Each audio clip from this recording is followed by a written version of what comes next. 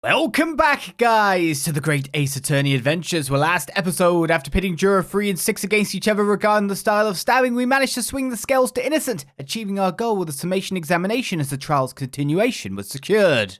Barak Van Zieks then called the witnesses back to the stand as we pressed the trio further about the various misgivings, revealing that Bruce Fairplay has a vested interest in the case, being someone in debt to the defendant. With assuring Magnus McGilded's guilt able to get him off the hook for it, he now has to answer the question. Did he really actually see the moment of the crime?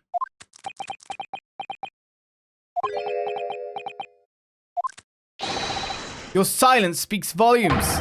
You did not tell the truth in your testimony. All right. Now let's not make a melodrama out of this. Perhaps I did overstate the truth a pinch. A pinch? But it makes no difference. I definitely remember seeing blood on McGilded's hands, both of them. Objection! And yet, only one of the defendant's gloves, which we have here as evidence, is stained. So you keep saying. I wonder if I might be allowed to speak, sir? Go ahead, Mr. First. Well, the thing is, I think I remember seeing it myself, as it happens. Seeing what? The blood, sir. On the assailant's hands. I think, yes. I'm almost sure it was on both of his hands, not just one. What? What?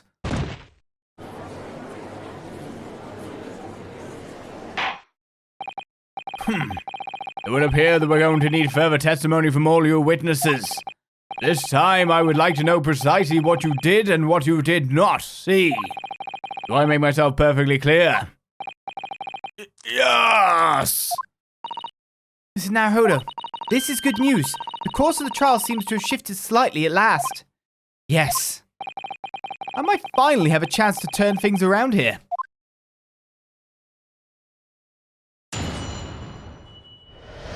Our next testimony, what the witnesses really saw. There was blood on both hands of the assailant. I sincerely and distinctly remember that.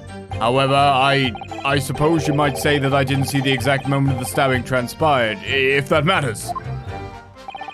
I remember seeing the knife, and I remember seeing both of the attacker's hands with blood on them. I didn't actually see anything myself, no. Not until I heard that scream. Anyway, the fact remains. There can't have been anyone else inside that carriage, or we all would have seen.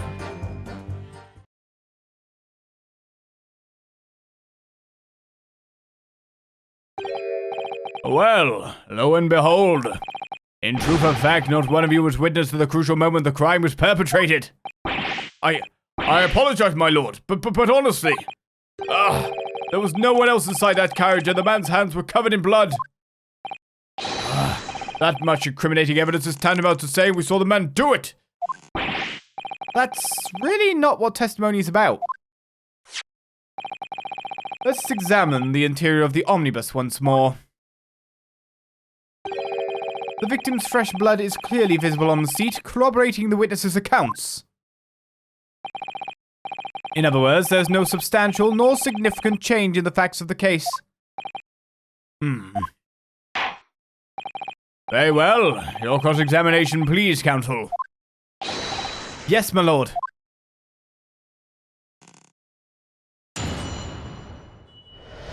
Something's creaking. What the witnesses really saw. There was blood on both hands of the assailant. I sincerely and distinctly remember that. Hold it! No, the evidence tells us otherwise. We have the gloves the defendant was wearing on the night in question in the court record. I'm well aware of that, sir, but nevertheless... I'm wondering who might break, if anyone. I know what I saw, and I stand by it. The man had blood on both of his hands. He's defiant, even in the face of hard evidence. He's steadfastly refusing to admit that he might be mistaken about what he saw. But why? Your reasoning is dire. One hand or two, the salient point remains unchanged. Minutes after the grim crime, the victim's blood dripped guiltily from the accused fingers.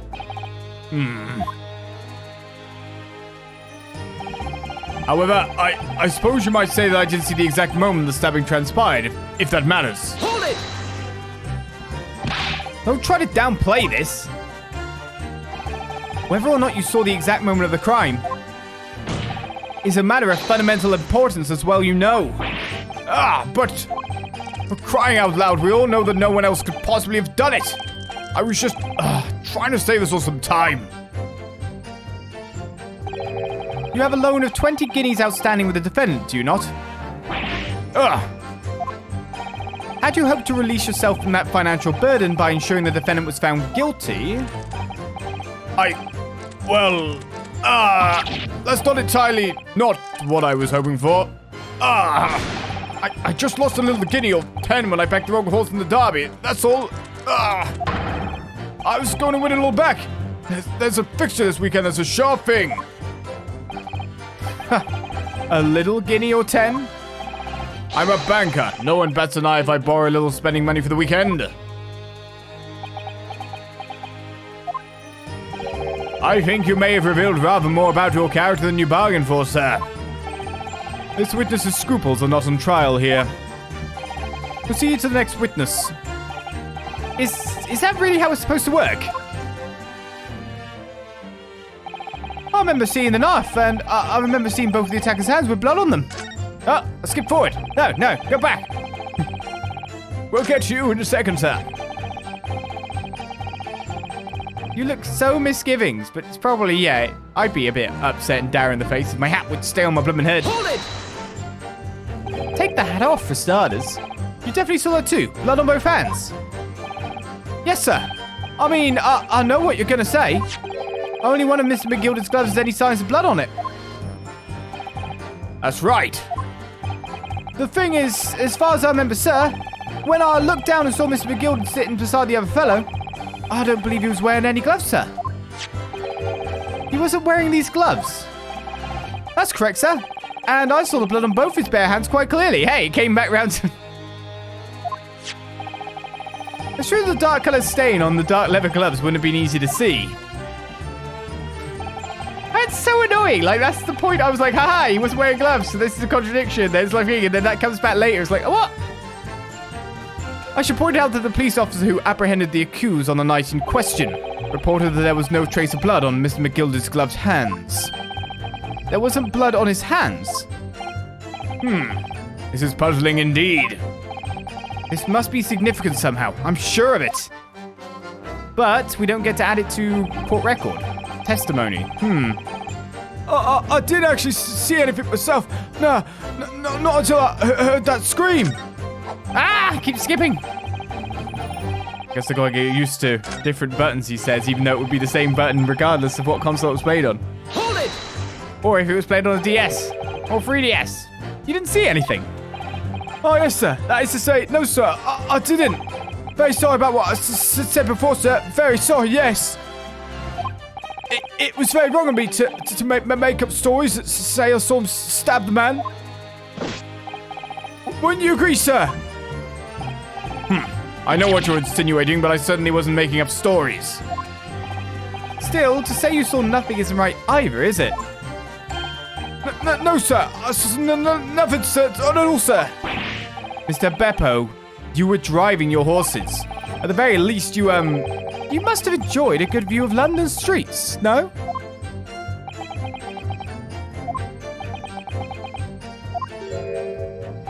Oh, please. You didn't even see that? It was so cold that night, you see. It was all I could do to keep from passing out, sir. Yes, but her head was fairly frozen solid. Sorry to say, sir. It would seem prudent to avoid travel on the last omnibus service of London's cold winter nights. Beppo! Poor Beppo. Anyway, the fact remains, there can't have been anyone else inside that carriage, or we all would have seen. Now, if I were to bet on the statement being breakable, when we first saw the testimony, this was it. It's a leading statement for us. And everything you saw of the incident was through the skylight on the roof of the omnibus. That's right. It was fiercely cold that night, but the glass wasn't frosted over. Oh yes, I remember I was shivering. It was so bitter. Which rather begs the question of why the pair of you were sitting on the roof deck in the first place. Well, I don't know about this young fellow, but I couldn't enter the cabin. Oh? Why not? It was locked from the inside. I tried knocking, but no one opened the door. It was locked. That's right, and it's a public bus service, for pity's sake. That's not what I call fair play. Yes, I had exactly the same experience. I tried knocking, but the gent inside just gestured to me to clear off. So I had no choice but to climb up to the roof deck and look down longingly into the warm cabin below.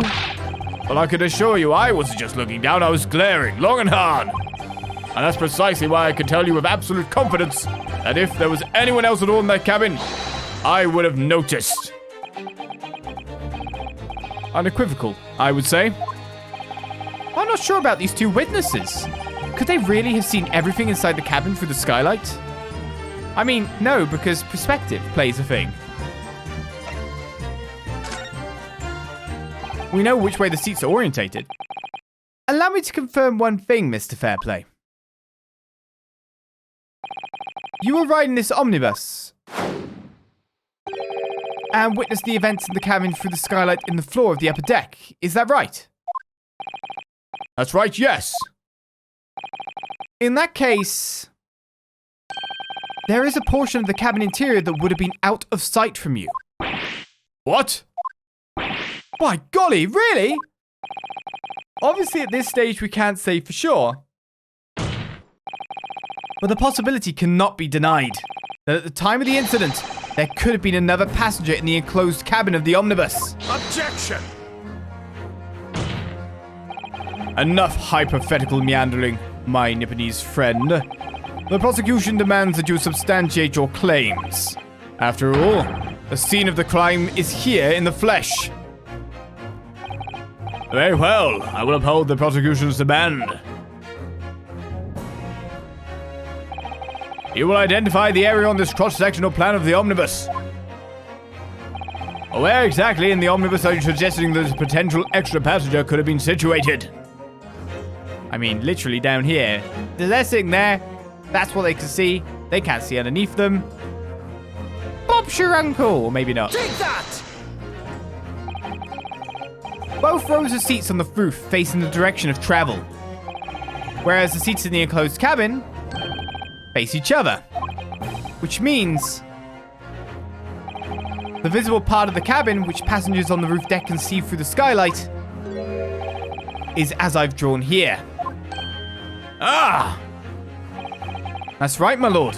As you can see, the seat opposite the one on which the victim and his attacker were sitting is obscured from view. In other words, if someone had been sitting on that seat, it's quite possible that these witnesses would have been completely unaware of it. Ah! Objection! It's quite possible some phantom was sitting there. You Nipponese have a forbidding habit of obscuring the truth of ambiguity. I concur with the prosecution's rejoinder. In a British court of law, evidence is paramount. I cannot entertain this conjecture, counsel. That is, unless you're able to put a name to this mysterious passenger to whom you allude. Can you, Mr. Naruhodo? No, I can't. I honestly don't know. Who could it have been? Who could have been in the other seat, which was out of sight from the witnesses on the roof deck? I mean, I have no idea. Does that mean I can have an idea?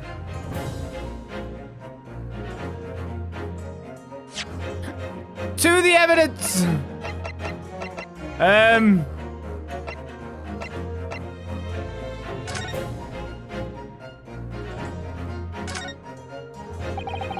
It's an ornate letter M. We saw that it was Mr. Magnus McGilded's initial, but we thought it might be a W. So, it's not a turnabout case. Was there anything else on the blade?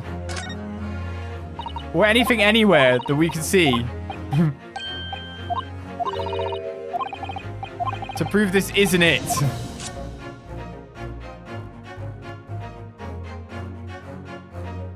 Doesn't really look like there was anything extra for me to find. Does it really? Is there anything else anywhere?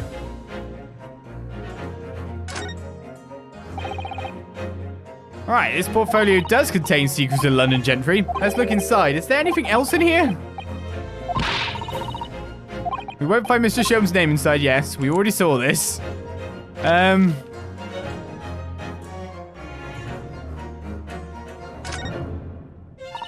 Gosh, it's crammed full of gentlemen's names, isn't it? Read more names, baby. I don't know. I suppose they're probably not all gentlemen at all, are they? After all, not everyone in this country is well off. Okay, so there's no extra information to be gathered there. Nothing for me to look at specifically. It's all the same stuff. So, okay, I have no clue.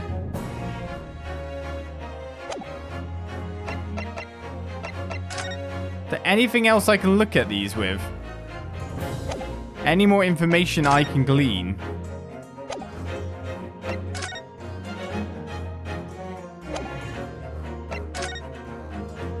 I mean, I can look at my stuff all I want.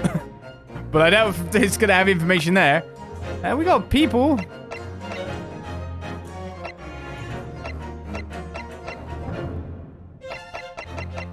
I have no clue. It feels like I should have a clue, but I don't. So is this a case of a bluff? Or to admit I don't? Because I actually need to say that there is someone in there.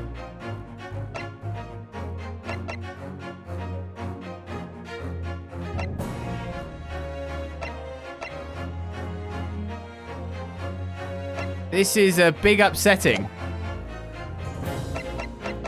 Well, it's just one penalty, right? Who could have been in the other seat, which was out of sight from the witnesses on the roof deck? I'll just say I have an inkling. We'll see where that leads. Maybe it could be a bluff. I understand, my lord. The defense would like to put forward a name. Englishman. Yeah, I take some... Yeah, I am a fool. You are a fool. That response was a desperate attempt by a man who has no notion of his own limitations. A toast to hard lessons not yet learned. Let us not delay, counsel. The defense is still to name the passenger in the other seat. This could be it. This could be the chance I've been waiting for to turn the trial in my favor. On that night, on the night of the murder, the person occupying the seat in the omnibus cabin that was obscured from view was...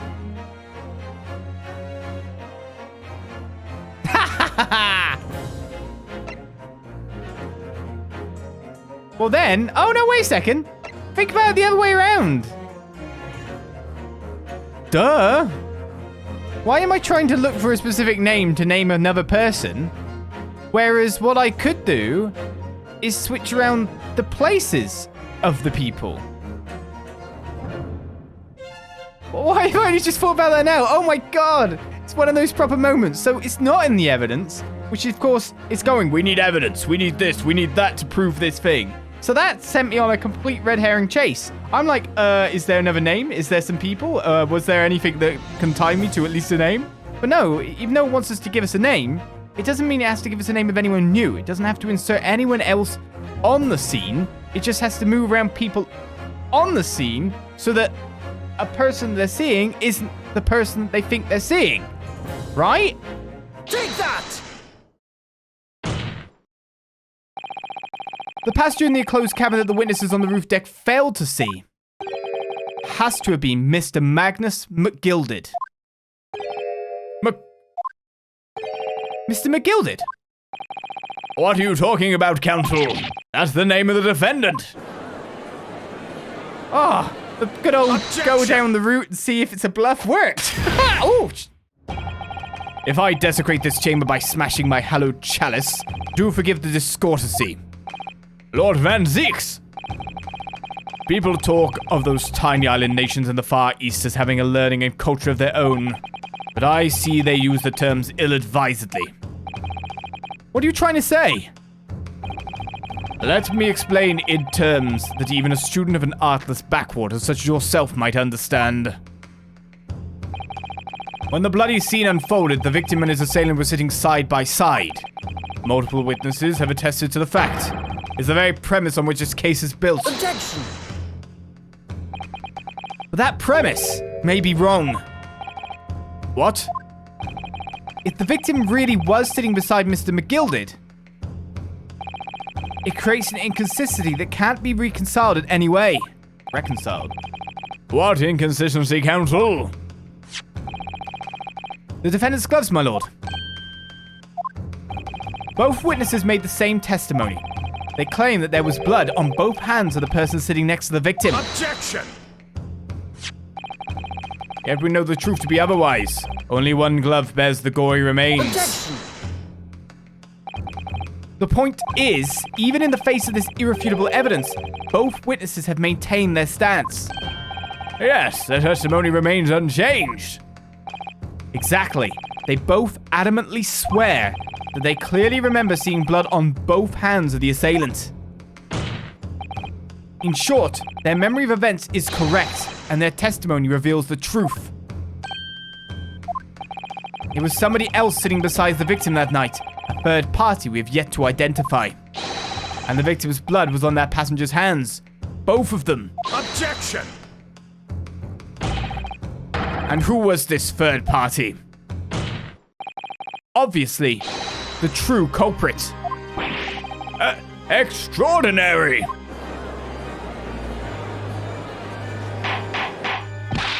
Order! Order! Order! What exactly are you postulating? Objection!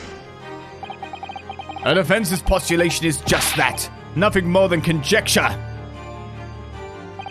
The witnesses have clearly stated that they saw the accused. Objection! But when elaborating on his testimony, Mr. Fairplay said the two of them were wearing hats and I couldn't exactly make out their faces. Yes. The tops of their heads were obscured by the roof. I could see the rest of them, though. Yes, that's right. Both gents were most certainly hatted. Hatters do tend to notice such things, sir. And what particular styles of hat did the two gentlemen sport, Mr. First? I'm afraid I don't remember. And you call yourself a hatter? The style of hat makes no difference. There was no third passenger in that cabin. How can you be sure? Because if there had been, the accused, Mr. McGilded, would undoubtedly have offered to depose the fact. Unless, that is, you are proposing an even more preposterous explanation. The accused failed even to notice the presence of the true culprit in the very cabin in which he traveled. Ah!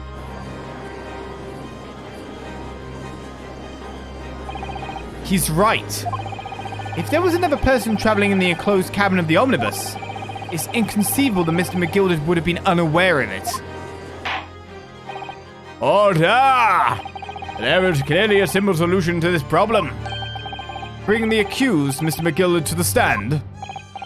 Well, what say you, counsel? The prosecution objects, my lord. On what grounds? As a suspect, he will have already made a full statement to the police. But what if there's some reason why he's unable to speak freely? Magnus McGilded is no uneducated ruffian. If it indeed turns out the man has been withholding information, you can be sure it will have been a most deliberate act. Counsel for the defense, what is your opinion? My lord, should we ask Mr. McGilded to testify or not? Well, to leave him well alone gets us nowhere. We need to know the truth. This is where we stand in a court of law, that we must find out the truth. Be it getting our guy guilty or not, I don't care, as long as the truth and the true culprit goes down. That is our creed. That is the Naruhodo to write creed. It's in the genetics, surely, as we're bearing its fruit right now. So, of course, we demand his testimony. Yes, we need to hear what he has to say in order to find out the truth. The defense would like to call Mr. McGilded to the stand. In that case, I would like to hear the opinion of the jury. Yes, I need a little time to consider this. If you ask me, I think we should hear what Mr. McGilded has to say. Get the man out here, I say! It would be utterly illogical not to hear his testimony. When someone needs to do it, get it done. That's how I run things at the guild. Hearing what the patron of my favorite little park has to say? Oh yes, that would be lovely. Yes, the jury says the man must be heard. Very well. The court will hear the defendant's testimony. Bailiff, show the defendant to the stand at once.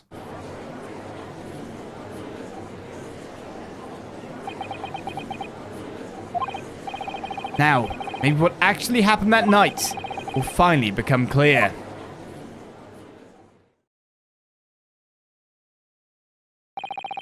Let proceedings be resumed. Mr. McGilded, have you been listening to the discourse of the day? To be sure I have, my lord. There are now two matters on which the court desires to hear from you. The first is whether or not there was a third party reviewing the Omnibus cabinet proposed by the defense. The second is that if such a person was indeed present, why did you conceal that fact from the police? Begad, no! It is not my nature to hide anything at all! Just answer the questions, please. The truth of the matter is, I've been desperate about this all along. Do I tell you, or keep my mouth shut? Tell us what, Mr. McGilded?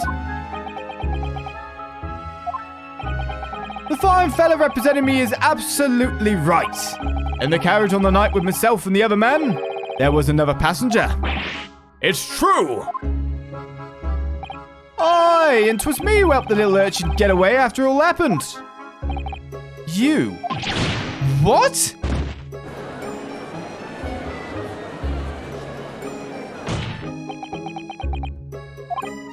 No, Magnus McGilded. That convenient excuse can't save you now. I'm truly sorry, so I am, Lord Van Zeeks. I'm sure you'd be wanting to know why I said nothing when I was taking him by the police. I do be having a very good reason, I assure you. Which was? Well, the little child was just in the wrong place at the wrong time and not in any way involved, you see. What? If the police had known the wee one was there, they'd have assumed she'd done it. They'd have hauled her into this here courtroom just like myself. I was only trying to spare her that. Young hearts and young minds are easily damaged, my lord.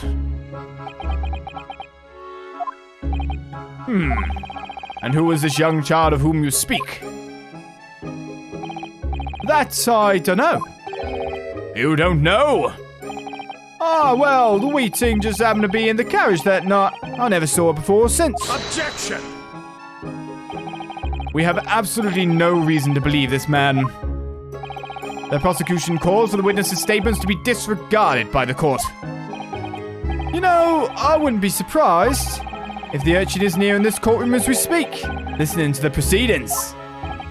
What? Ah, smoke! Ah, fire! There's a fire! Look, someone's trying to get away. After them, it's no use. I can't see anything for all the smoke. What is going on? Be careful, Mr. Naruhodo. Cover your face. Bailiff, don't let the accused escape. Secure the omnibus.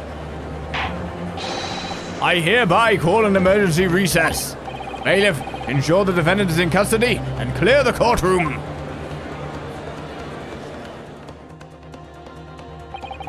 We were hurriedly removed from the smoke-filled courtroom by the bailiff, amid scenes of chaos as people stumbled over one another in their desperation to flee the chamber. We had no idea what was happening. All we knew was that, for the time being at least, the trial was suspended. And so we have a good to be continued to end another episode of the Great Ace Attorney Adventures.